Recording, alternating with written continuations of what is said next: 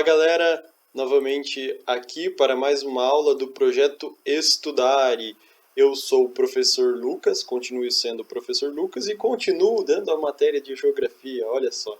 Então já trabalhamos a parte de geologia, a parte dos agentes internos do relevo, né, também chamado endógenos. E agora a gente vai trabalhar nessa terceira aula juntos os agentes externos do relevo. São os agentes que vão moldar o relevo. Os agentes que moldam o relevo internamente a gente chama de endógenos e os que moldam externamente vão ser chamados de exógenos, também conhecidos, ok? São os agentes externos. Basicamente, o que acontece? Quando a gente trabalhou os agentes internos, a gente viu que o interior da Terra ele vai, através do movimento de convecção, abrir algumas fissuras. Enfim, a rocha vai se expor, então ela vai estar exposta, a gente vai encontrar ela aflorada, né?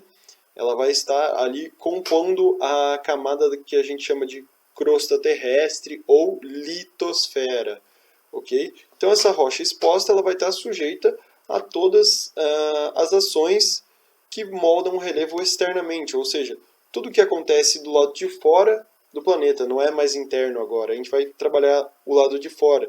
Então, nós, os seres humanos, modificamos as rochas, mas a gente vai ver que principalmente o vento e a água e também a diferença de temperatura, ok, galera? Então, as rochas são moldadas, o relevo ele é moldado da parte de dentro da Terra, então o interior da Terra vai ser responsável pelo formato do relevo, por modelar o relevo, mas também os agentes externos, eles vão, vamos dizer assim, eles vão escavar, eles vão esculpir o relevo, né? Então essa eu acho que seria uma palavra interessante, né?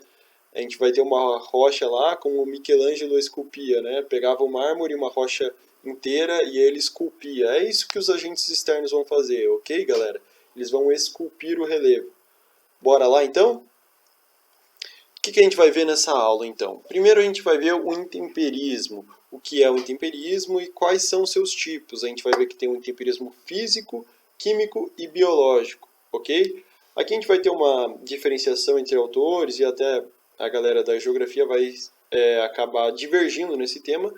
Eu acredito que não exista um intemperismo biológico. Já vou explicar por quê. O intemperismo físico e o químico eles vão dar conta de todos os processos, ao meu ver. O intemperismo biológico ele seria a ação dos seres vivos, né? Vamos dizer assim, modificando as rochas. Eu acredito que sim, mas ele vai acabar caindo num intemperismo físico ou químico. Então o biológico ele vai estar incluso no físico ou químico. Mas se cair alguma questão, se vocês verem alguma vez, vocês vão saber que o intemperismo biológico nada mais é que a ação dos seres vivos nas rochas, ok? A gente vai trabalhar também o que é erosão. Então vamos diferenciar esses dois conceitos, né? Muita gente confunde aqui, são coisas parecidas, às vezes conexas até, a gente vai ver direitinho, mas que são coisas diferentes, ok? São dois processos e processos diferentes. A erosão, o que vai ser? Ela vai ser o desgaste e o transporte, principalmente pelo vento ou pela água, como eu já comentei. Ok? Então, a rocha vai estar lá sã e alguma coisa vai desgastar ela. Principalmente o vento vai bater, vai levar um grãozinho, a água vai bater e vai machucar a rocha, como a gente já vai ver. Ok? E dentro da aula também a gente vai trabalhar, é claro, os problemas relacionados a esses processos, né? E, evidentemente, todo problema ele é intensificado pelo ser humano. O ser humano ele tem uma capacidade, né, de aumentar o problema fantástica, assim, né? Vamos lá então, galera, dando sequência. O que vai ser o intemperismo? O intemperismo é a ação que vai machucar as rochas. Por que eu digo machucar? Vai estar uma rocha lá, finge que minha mão é uma rocha, tranquila, serena, exposta, e ela vai estar exposta ao quê? Ao vento, à chuva, né? Todas as ações do clima, principalmente. E o intemperismo vai procurar ferir essa rocha, ele vai machucar, porque vai chover aqui. Esse movimento ao longo de milhões e milhões, ou milhares e milhares de anos, como a gente já viu, a escala geológica ela é diferente da nossa escala de tempo, ok? A gente vive em média aí 100 anos. Uma rocha, ela vai viver muito mais tempo do que a gente, até ela ser desgastada pelo intemperismo. Então o intemperismo ele vai desgastar, ele vai machucar, ele vai ferir a rocha, ele vai acabar desagregando a rocha, ok, galera? Então o primeiro tipo de intemperismo que a gente vai ter, intemperismo físico. Bem fácil de entender, o intemperismo é um processo mecânico que vai ocorrer principalmente pela dilatação, né, e pela contração. Dilatar, contrai. Então o que, que acontece? A gente vai ter no intemperismo físico a diferença de temperatura, que vai ser um importante fator para moldar as rochas. O que, que acontece? Uma área de deserto, vamos pensar aqui. De dia faz 40, 45, às vezes 50 graus. De noite chega a menos 20 às vezes, ok? Então, essa diferença de 45 para menos 20 é o que a gente vai chamar de amplitude térmica. Essa amplitude térmica vai fazer com que de dia a rocha dilate, né? A gente sabe que lá da física, quando um material sofre calor, é esquentado, ele tende a dilatar, ok? As rochas, mesma coisa. Então ela vai dar uma dilatada. Pouquinha coisa. Mas já vai ser o suficiente para que, quando a temperatura caia, ela contraia, né? Então a temperatura vai diminuir de madrugada lá no deserto, vamos dizer que está fazendo menos 20. Então a rocha que tinha se expandido, ela vai diminuir de tamanho. Esse processo, gente, ao longo de um dia a gente não vai conseguir ver, 2 dias não vamos ver diferença nenhuma, mas ao longo de, como eu falei de novo, a escala geológica de tempo, milhares de anos, esse processo ele vai ser muito intenso, ele vai acabar modificando as rochas, ok? Ele vai então acabar tirando os sedimentos dali, o intemperismo ele vai acabar machucando de fato a rocha. É aquela historinha de água mole, pedra dura, tanto bate até que fura, ok? Então essa é a ação da chuva sobre as rochas. O movimento da chuva, a gotinha bate na rocha, faz o que a gente chama de splash. Splash, esse é o nome científico mesmo. E ao longo dos anos, milhares de anos, escala geológica novamente, ela vai acabar perfurando a rocha, ok, galera? Vai acabar desgastando essa rocha, perfeito? Então o intemperismo físico vai ser esse que vai tirar os pedacinhos da rocha, ele vai desagregar a rocha, vai abrir fissuras na rocha, beleza? O intemperismo físico, o intemperismo químico agora, o que vai ser? Ele vai ser um processo que reage quimicamente com os minerais da rocha. Lembra da nossa aula de geologia? A rocha é o quê? Um agregado de minerais, nada mais do que isso, né? Então a gente vai ter vários minerais dentro de uma rocha e reagindo com a água, o que vai acontecer? O intemperismo químico vai ter como principal agente a água. Então a água da chuva, a água do rio ou qualquer outro fator, ela vai penetrar na rocha e vai reagir quimicamente com essa rocha. Então, a água vai poder dissolver alguma parte da rocha, algum mineral ali da rocha vai ser dissolvido pela água, ela vai ter esse potencial de corroer a rocha, ok? Então, o intemperismo químico, de novo, ao longo de milhares de anos, ele vai corroer, ele vai dissolver diversos processos que vão acabar transformando a rocha quimicamente, mudando a sua estrutura de maneira química, o que o intemperismo físico não faz. Agora eu coloquei um esqueminha aqui pra gente ver o que acontece, né? Então lá está a chuva, choveu, movimento de splash, vai abrir uma fissurinha na rocha, essa água vai acabar se acumulando e nessa imagem 2 a gente vai ver que a água acumulada ela vai se acomodar assim nas fissuras da rocha, ok, galera? E aqui eu trouxe uma situação de gelo, né? Que eu quero dizer, nos polos, vamos dizer assim, nos lugares que fazem muito frio, onde o solo está permanentemente congelado, é o caso da Antártida, né? É o caso do Ártico, ok? Lugares lá como a Sibéria, né? A gente vai ter o gelo permanente ali e então a água, quando ela muda de estado físico, então do líquido para o sólido, ela vai acabar sofrendo também contração e dilatação, ela vai mudar de tamanho, né? As partículas ali, as moléculas, elas vão se desagregar, vão se agregar, né? solidificou, agregou partícula, né? Agregou as moléculas, líquido, desagregou, as moléculas estão todas separadas. Então isso vai fazer com que a rocha se movimente, abra fissuras, ok? Então, eu coloquei essa imagem para a gente lembrar também que na natureza, gente, nenhum processo ocorre separado do outro praticamente, né? A gente aqui separa entre intemperismo físico e químico para ficar mais fácil da gente estudar, para ficar mais fácil da gente entender, ok? Mas não necessariamente eles vão ocorrer separados um do outro, né? Eles podem ocorrer em conjunto, ok? Na natureza funciona assim, os fenômenos ocorrem assim, uma bagunça, a gente que separa para poder entender melhor. Beleza? Então, o intemperismo físico vai desagregar a rocha e o intemperismo químico ele vai reagir quimicamente e mudar a estrutura química. O intemperismo físico só muda a estrutura que está ali. Então, uma rocha está aqui, o intemperismo físico vai fazer o quê? Abrir ela, diminuir ela, ok? Agora, o intemperismo químico ele vai mudar quimicamente a rocha, perfeito? Alterando seus minerais. Dando sequência, então, coloquei um mapinha aqui mundi, está um pouquinho ruim, mas o que eu quero ressaltar nesse mapa, gente? Que o intemperismo químico, a gente vai ver numa aula de solos, vocês vão ver, né, com a professora Mariana, mais para frente numa aula de solos, que ele vai ser um dos principais fatores que vai formar os solos, né? Então a rocha vai estar lá, vai sofrer intemperismo químico e vai dar origem ao processo de pedogênese, formação de solos, ok? Vou dar um destaque aqui para a região amazônica, onde vai ter um intemperismo muito intenso, ok? Que tipo de intemperismo é esse que ocorre lá? Principalmente intemperismo químico, ok, galera? Então, o solo da Amazônia, se vocês não sabem ou vão ficar sabendo agora, é um solo pobre, muito pobre. Por quê? Ah, mas que estranho, né? Lá tem floresta exuberante, né? Parece que tudo que eu plantar lá vai dar. Não, pelo contrário, muito pelo contrário.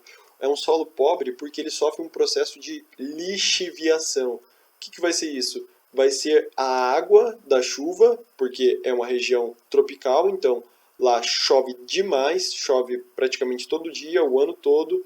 É uma das regiões que mais chove no planeta. Então essa água, essa intensidade de chuva, ela vai fazer com que o solo seja desgastado ou levem os seus nutrientes. Os nutrientes dos solos vão ser carregados pela água da chuva, ok, galera? Então, muita chuva vai acabar sendo maléfico para o solo. Ele vai ser um solo pobre em nutrientes. Esse é o processo que a gente chama de lixiviação. Então, nas regiões, vocês descobriram agora que nas regiões úmidas do planeta predomina o intemperismo químico. E nas regiões áridas, é o caso dos desertos, das regiões polares, elas vai predominar o intemperismo físico, ok? Beleza, galera? Dando sequência, então, um mapinha aqui do Brasil, onde vai predominar o intemperismo químico? Aonde está ali com o númerozinho 1, né, marcado em branco. O que a gente vai ter ali? O sertão nordestino, gente, então é uma região árida. Vai predominar, então, o intemperismo físico, ok? Nas outras regiões, a gente vai ter muita ação do intemperismo químico, né?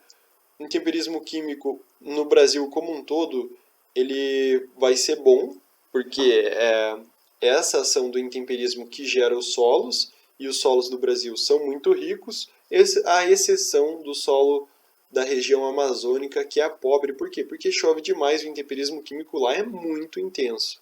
Certo, galera? Então, esta imagem, que é lá no Chile, né, um lugar lá no Chile, que é chamado de Capilhas de Mármore. O que é o mármore, gente? É uma rocha metamórfica. A gente já trabalhou lá as rochas, né? Então, magmáticas, sedimentares e metamórficas. O mármore vai ser uma rocha que tem origem na rocha, no calcário, né? Que é uma rocha sedimentar. Então, a elevadas temperaturas e pressões, o calcário ele vai se transformar em mármore, né?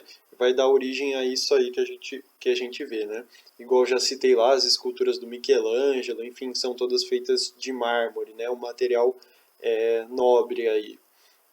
Então eu coloquei essa imagem para a gente pensar um pouquinho a diferença entre intemperismo e erosão. O que acontece? Como eu já falei, os dois processos podem ocorrer ao mesmo tempo, igual o intemperismo físico e químico podem ocorrer ao mesmo tempo, intemperismo e erosão também podem ocorrer ao mesmo tempo, ok? Então, essa imagem, o que vocês pensam que ela já nasceu assim? Vocês pensam que, por exemplo, a gênese, né, dessa rocha, né, do calcário, transformou-se em mármore e o mármore ele tinha essa feição já? Ou isso aqui foi esculpido, ou isso aqui foi trabalhado? Claro, né, gente, isso aqui não ocorre naturalmente, né, não acontece assim, a sua gênese não foi assim, né, muito provavelmente isso foi esculpido, né, foi trabalhado, então, né. Então, aqui a gente vai ter a ação, então, do quê? Do intemperismo químico, que o que o intemperismo químico faz? Ele dissolve, né, ele vai reagir lá com o calcário, né, ou com o mármore, primeiro com o calcário e depois com o mármore, né, ele vai interagir com essas rochas e vai dissolver o material delas, né? Vai dissolver o calcário ali, então ele vai reagir quimicamente com esse mineral, né? Dissolvendo, ele vai dar espaço, ele vai abrir essas portas, como quiserem chamar assim, né? Para que haja o que? A erosão, né? Que é o que? O transporte desses sedimentos ou a retirada desses sedimentos. O desgaste, então o intemperismo vai lá, ele vai reagir quimicamente, né? E vai desgastar essa rocha. A erosão vai ser esse processo que começa com já o desgaste dessa rocha e vai transportar, então ele vai retirar esse material. Então, toda essa parte que a gente está vendo, esses buracos aí, era rocha em algum momento, e ele foi transportado, ele foi retirado desse local, ok? Dessa área fonte que a gente costuma chamar de área fonte, ok? Então esse material foi retirado e ele foi realocado, está em outro lugar, né? A gente pode dizer que está aqui dissolvido na água, está para baixo, está para cima, enfim. Isso agora não importa para a gente, importa que a gente entenda que o intemperismo vai agir. Normalmente o intemperismo então ele vai agir previamente em relação à erosão, ok? Porque para a erodia ela é um processo que comporta tanto o desgaste, mas o transporte, ok? Quando a gente tiver então transporte de sedimentos, sedimento, aquele farelinho de rocha, então a rocha desgastada ela vai soltar um grãozinho que é o que? Areia, areia da praia, por exemplo, é um tipo de sedimento, ok, galera? Então esses sedimentos vão ser transportados para outro lugar e vão ser depositados, ok? Aqui a região é de água, mas se fosse uma outra região, por exemplo, uma região continental ainda, a gente ia ter esses sedimentos depositados e ia formar uma rocha, mas novamente uma rocha sedimentar, ok? Beleza, então, galera? Então essa é a diferença de intemperismo e erosão. O intemperismo ele vai agir ali só, ele vai água mole preta dura, tanto bate até que fura, ele vai furar, ele vai quebrar, ele vai rachar, ele vai reagir quimicamente com a rocha, e a erosão ele vai ser um processo um pouco maior de desgaste, transporte e deposição, certo? Dando sequência então, eu coloquei aqui os tipos de erosão, e o primeiro tipo que eu coloquei é a erosão eólica. E essa foto ali é foto então do Parque de Vila Velha, no estado do Paraná, próxima à cidade de Ponta Grossa. O que essa foto mostra pra gente, né? O famoso formato de taça, né? Então ela mostra que a ação do vento ao longo do tempo, né? Então essa taça ela sempre esteve aí desse jeito, será? Igual a imagem anterior, será que sempre a rocha nasceu do jeito que a gente está vendo ali agora? Não, galera. Essa rocha ela foi erodida, né?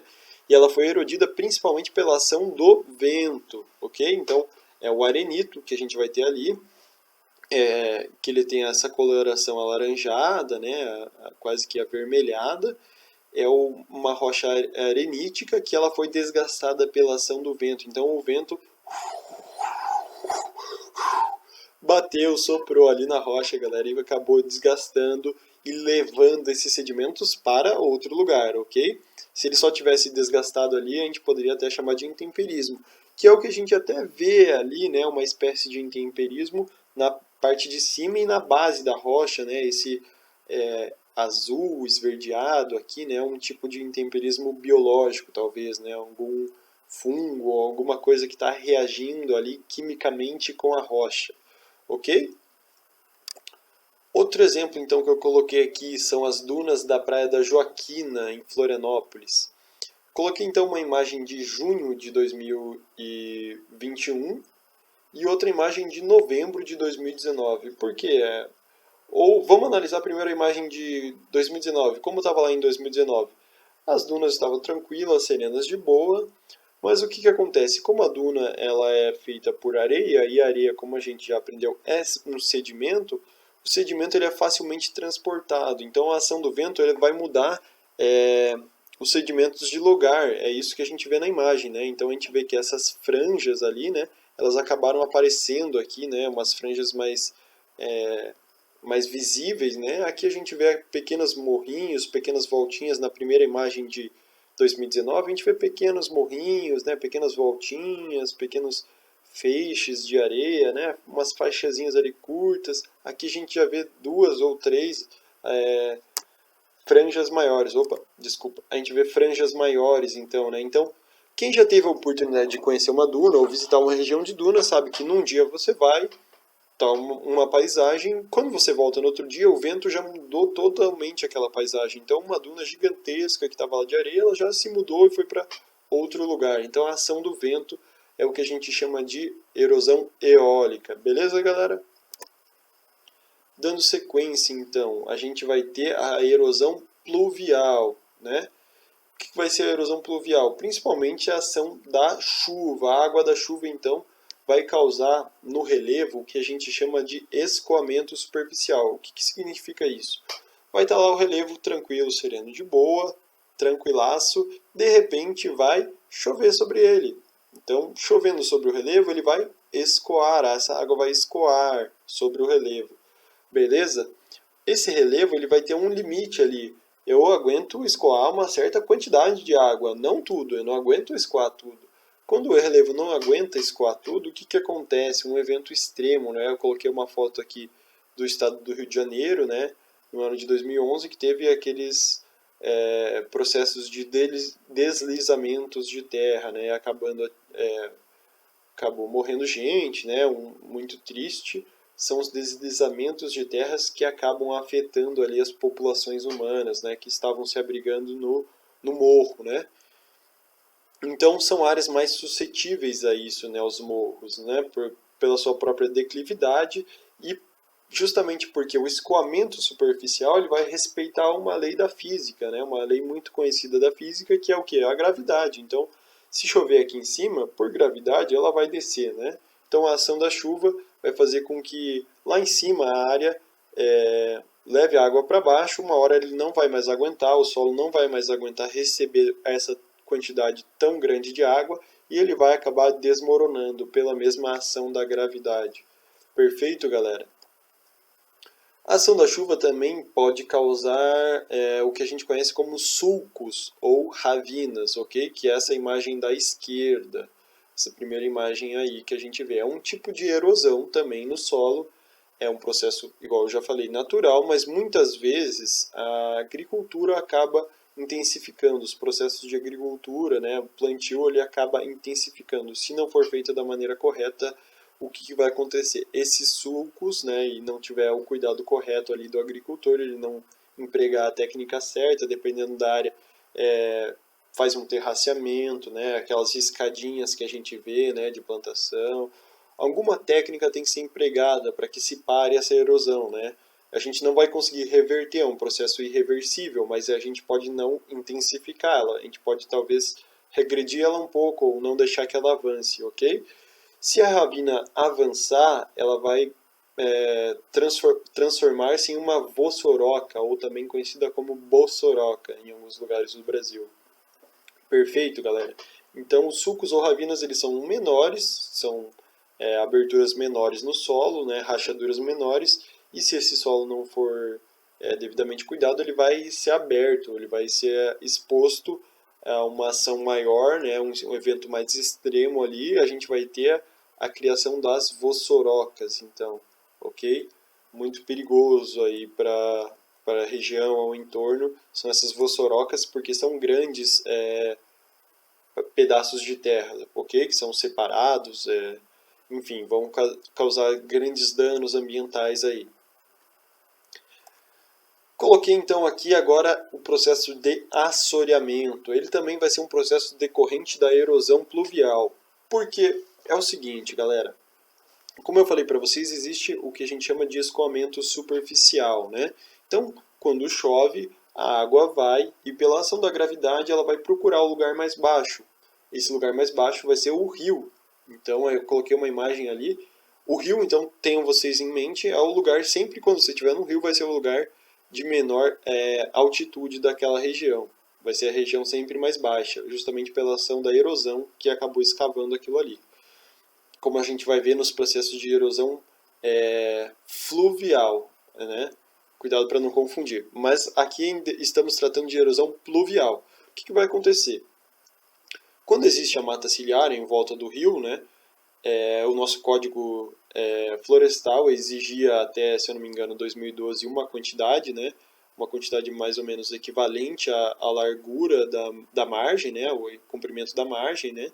E hoje parece que é a metade, né? Então, se um rio tem uma margem de, vamos dizer, de uma margem a outra 20 metros, ele teria que ter no Código Florestal Antigo 20 metros de floresta de um lado, 20 metros de floresta do outro, que é o que a gente chama de mata ciliar. Agora parece que é metade desse valor, é só 10. O que é justamente muito prejudicial. Por quê? Quando a gente retira essa mata ciliar, através da erosão pluvial, então o escoamento superficial vai trazer a água lá de uma área fonte, de uma área mais alta, né? Por gravidade vai levar sedimentos, que é o que a gente vê nessa imagem, sedimentos de uma área fonte sendo depositados no rio. Essa porção mais amarronzada aqui, né? A gente vê. Então, isso o que é? Sedimento, galera. A gente chama de argila, de terra, chame do que quiser, sedimentos, ok? Sedimentos, argila, areia, terra, eles são todos sedimentos, beleza? O que vai mudar só vai ser o tamanho do grão. Aqui um grão muito fino, né? Por isso que ele acaba se dissolvendo até na água. Perfeito? Então, com a retirada da mata ciliar, aqui a gente vê nessa imagem, né? A mata ciliar é pequenininha para o tamanho do rio ali, ela não vai fazer aquela barreira natural, porque a mata ciliar ela funciona como uma barreira natural para que os sedimentos não cheguem ao rio. E chegando ao rio, eles são um problema. Então a gente sempre precisa da mata ciliar. Ela é tão importante por isso, ela vai ser uma barreira natural para que os sedimentos não sejam levados ao rio. Por que, galera, que o sedimento não pode chegar no rio? A gente vai ver nas próximas imagens. Aqui um processo de assoreamento um pouco mais avançado do que a gente viu ali na imagem anterior. Porque a gente já vê que essa porção aqui mais à esquerda, né, na minha esquerda aqui, já está mais amarronzada, né? A gente vê que a água do rio ali ela tem uma cor bem escura, né? Quase que preta, né? Essa porção mais à esquerda aqui do rio, ela tá cheia de terra já. Então o que aconteceu? A terra já adentrou o rio. Já ocorreu a erosão pluvial, já trouxe um monte de sedimentos, carregou sedimentos para o rio. Muito sedimento foi trazido para o rio. Por que isso é um problema? Vai acabar afetando a vazão do rio. Então o rio vai diminuir a sua intensidade, ele vai correr mais devagar, ele vai encontrar um obstáculo. É assim na nossa vida, né? Se a gente encontra um obstáculo, a gente para. A água do rio é a mesma coisa, ela vai encontrar um obstáculo que é justamente esse acúmulo de sedimentos no rio. Perfeito, galera? Então a gente vai ver aqui mais uma imagem de assoreamento. Aqui é uma imagem do Rio Doce, no município de Colatina, no estado do Espírito Santo. E esse processo de assoreamento, ele é resultante, nesse caso aqui, do rompimento da barragem de Mariana, ok? Então a barragem lá de Mariana, em Minas Gerais, acabou acarretando nisso aqui, no estado do Espírito Santo. A gente viu aquela mancha toda depois que chegou ao Oceano Atlântico. Tudo são sedimentos, a gente chama de sedimentos, ok? Lá eram sedimentos de origem humana, tinham alguns metais ali na barragem, alguma coisa que é usada para mineração, mas principalmente areia, terra, argila. Então ela vai se depositar no rio e isso aqui é um problema gigantesco, ok? Porque ela vai acabar dando uma sentença de morte para o rio. Assim, quanto mais se acumula sedimentos no rio, mais o rio perde a vazão, diminui seu leito e vai acabar sumindo, ok? Então vamos ver outra imagem de Mariana ainda, né? Consequências de Mariana no Rio Doce. Perfeito, galera. Então vocês veem que existe agora um banco de areia ali, né? Esse banco de areia é muito de material da área fonte de Mariana que foi trazido para esse rio e acabou assoreando, diminuindo a vazão do rio, diminuindo o leito, ok? Do rio, galera. Aqui a gente vai ter então, já que a gente está falando de rio, outro tipo de erosão, a erosão fluvial, que ela é o quê? Ela é decorrente somente da ação do rio. Agora a gente não está falando mais do escoamento superficial, da ação da chuva. A gente só está falando da água do rio que vai acabar o quê? Escavando o relevo, fazendo aquelas curvinhas que a gente conhece. Ela vai acabar formando aquele vale, ou vale em U, ou vale em V. Então o rio ele vai acabar escavando, né? Ele vai acabar interferindo no relevo, ele vai acabar tirando material, vai separar uma área da outra. Aqui eu coloquei uma foto aérea do Grand Canyon, né? E a gente vê ali embaixo, lá embaixo, o rio passando, né? Então, muito claramente o rio que esculpiu essas montanhas, vamos dizer assim, esses vales, assim, lá no Grand Canyon, nos Estados Unidos, ok, galera? Coloquei um esqueminha aqui de como o rio, em seu leito, ele vai acabar dividindo o relevo, ok? Então, a água ela tem um potencial erosivo muito alto. Perfeito, galera? Dando sequência, então, mais uma imagem, né? Aqui são milhares de metros, é muito alto isso mesmo. Não tive a oportunidade de conhecer, mas gostaria muito de conhecer o Grand Canyon. Se você tiver a oportunidade, é muito legal, porque isso explica muito da história geológica do nosso planeta, né? Então a gente vê o rio lá embaixo que escavou e acabou separando, né? Essas grandes, não podemos chamar de cadeias de montanhas, mas vamos dizer assim, esses precipícios, né, acabaram sendo distanciados justamente pela ação do rio que acabou escavando um vale no meio deles, ao longo de uma escala geológica, novamente, né, milhares de anos, milhões até. Ok? Então aqui a gente vê claramente o que comentávamos lá na aula 1 de geologia, rochas sedimentares. O que caracteriza uma rocha sedimentar? Vocês estão vendo nessa imagem várias lâminas, né? Várias porçõezinhas finas de um material que foi depositado. Então, todas essas são rochas sedimentares, ok? Que formam aí o Grand Canyon, lá no estado de Utah, nos Estados Unidos. Beleza, galera? Então, as rochas sedimentares, elas também são escavadas. Tanto as rochas metamórficas como sedimentares e magmáticas são escavadas pela ação da água, ok? E as rochas sedimentares, é claro, elas são mais fraquinhas, né? Porque elas são formadas por sedimentos, ou grãozinhos, pozinhos de rocha, enfim. Elas acabam sendo um pouco menos resistentes do que as rochas magmáticas ou metamórficas, as outras dois tipos de rochas, ok? Outro tipo de erosão que eu coloquei aqui para vocês é a erosão marinha, né? Ela acontece no nosso litoral, né? Coloquei ali a foto da praia de Canoa Quebrada, no estado do Ceará, onde a gente pode ver uma forma de relevo conhecida como falésias. Então essas falésias o que são? Grandes paredões de rochas, onde a ação do mar acabou esculpindo-as. Ou seja, o mar acabou, a gente chama de ação abrasiva das ondas. Então as ondas batem ali todo dia, né? Quando tem a maré mais alta, ela chega lá em cima e bate lá na falésia. E então é uma zona de instabilidade muito grande. Então cuidado você que é dessa região ou já visitou essa região, nunca vai tirar foto numa falésia tão próxima dela, debaixo dela, ok? Sempre tem uma distância, porque isso é uma zona de instabilidade muito grande. Pode cair material, descer, rolar material de cima lá a qualquer momento, ok? Perfeito? Então, galera, a erosão marinha ela vai formar ou vai modelar o relevo do nosso litoral. Então, eu coloquei aqui uma imagem da Praia da Armação, em Florianópolis, em Santa Catarina, onde em 2002 a gente consegue observar ali, né, uma faixa de areia bem branquinha, né, o mar bem mais azulzinho, né, e essa faixa de areia bem branquinha. Já na imagem que eu coloquei ao lado, que é de junho de 2019, a gente já não enxerga essa faixa de areia. O que que acontece? A erosão marinha, gente, né? Muito também intensificada pela ação do homem. O que que o homem fez? Acabou construindo muita casa ali, né? Então vai acabar prejudicando, né? Vai acabar interferindo acabar intensificando um processo que é natural, como eu já comentei, né? A erosão é um processo natural. O mar e as ondas, elas iam continuar batendo ali de qualquer maneira, mas o homem acabou interferindo e intensificando esse processo, correto? Então, mas é pouca coisa, não dá nem para ver. Nossa, mas tá praticamente a mesma coisa. Não, presta atenção, essa é uma imagem de satélite lá de cima. Isso que vocês estão vendo ali são casas, né, nessa região aqui mais à esquerda.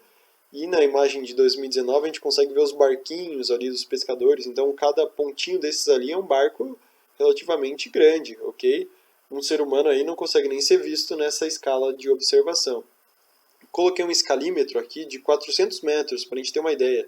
Se isso aqui é 400 metros, vamos dizer aqui que a faixa de areia em 2002 tinha cerca de 30 metros ou 20 metros, que seja. Já em 2019 a gente já não observa isso. Se ali era 30 metros, agora a gente em 2019 vai ter coisas como 5 metros ali. É uma faixa de areia muito estreita nesse local. Ok, galera? A erosão marinha acabou prejudicando ali essa praia. Então o mar acabou avançando sobre casas, acabou avançando sobre a própria faixa de areia. É o que a gente vê nessa imagem aqui, né? O mar, a partir da erosão marinha e a ação abrasiva das ondas, acabou destruindo as casas ali, né, em cima, que ficavam justamente próximos ali, a uma pequena falésia, que a gente pode dizer, né, um pequeno relevo ali de praia, né, e essas casas acabaram sendo destruídas justamente pela ação da erosão marinha. Perfeito? Então, galera, era isso que eu tinha para hoje. Agradeço então. Participem no fórum, galera. Mandem suas dúvidas, participem lá. Comentem até, inclusive, como está a aula. Podem comentar também no Instagram do Projeto Estudare. Procura lá no Instagram. Procura a gente pelo fórum, tire suas dúvidas, ok? Certo, galera? Até uma próxima, então. Bons estudos para vocês. Até mais. Tchau, tchau.